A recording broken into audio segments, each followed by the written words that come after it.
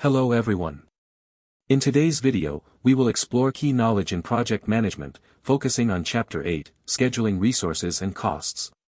Through a powerful real-world case, we aim to provide practical insights to help you better understand how effective scheduling, resource allocation, and cost planning can determine the success or failure of a project. On June 23, 2018, 12 boys from the Wild Boars football team and their assistant coach entered the Tham Luang cave in northern Thailand for what was supposed to be a brief field trip. But heavy monsoon rains began to fall, flooding the cave and forcing the team to retreat farther and farther inside. They became trapped more than 2.5 miles from the cave mouth, with no food, no communication, and no way to simply walk out. As days passed, oxygen levels in the cave dropped to 15%, and more rain was forecasted, increasing the urgency of the crisis. The core issue was not just how to rescue the boys, but how to manage an extremely complex operation under severe time pressure. More than 10,000 people were involved, including over 100 divers, Thai Navy SEALs, police officers, soldiers, engineers, and international cave experts.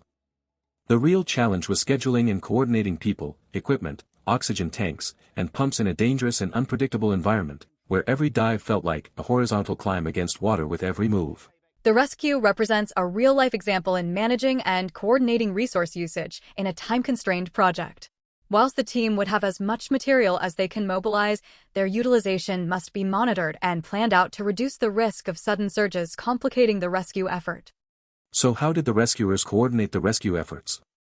Rather than viewing the rescue campaign as a single mega project, rescuers broke it into several smaller stages and prioritized the most critical effort, locating the missing. This stage was conducted in shifts, with oxygen cylinders and manpower being distributed so that at any time, rescuers and equipment were always available.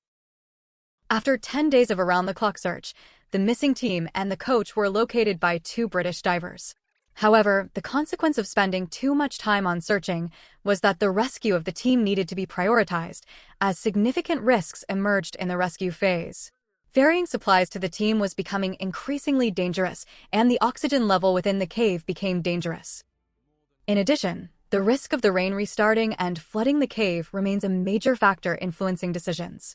Rescuers had to consider several principal options: find an alternative entrance, drill a rescue shaft, teach the boys to dive and swim out, or wait until the monsoon subsides. Each option involved serious risks, limited resources, and difficult trade-offs. Because of the time constraint, however, rescuers had to follow a risky plan, sedate the team, and escort them out. In addition, instead of a continuous journey, rescuers applied the splitting technique. They broke the extraction route into segments, a daisy chain, allowing divers to manage specific sections, reducing fatigue and ensuring constant monitoring.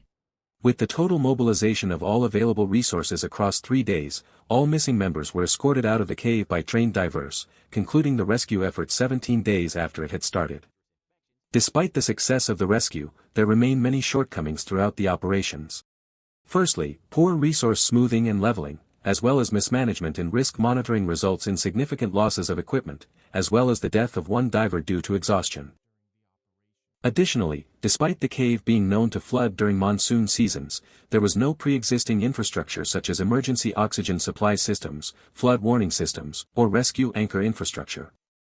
From a project management perspective, this reflects a lack of preventive resource planning, increasing confusion and costs at the start of the rescue.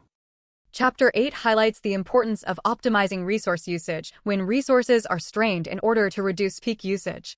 During the rescue, several improvements could be made, including assigning divers to shifts and fatigue risk modeling to determine workload for each diver, which would reduce human performance degradation while still respecting time constraints.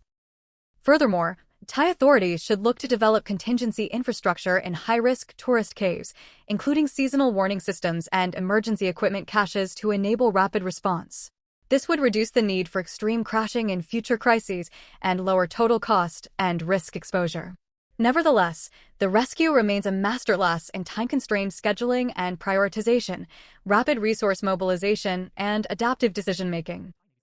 Lessons learned from this operation would be useful for future disaster response and search and rescue operations across the world.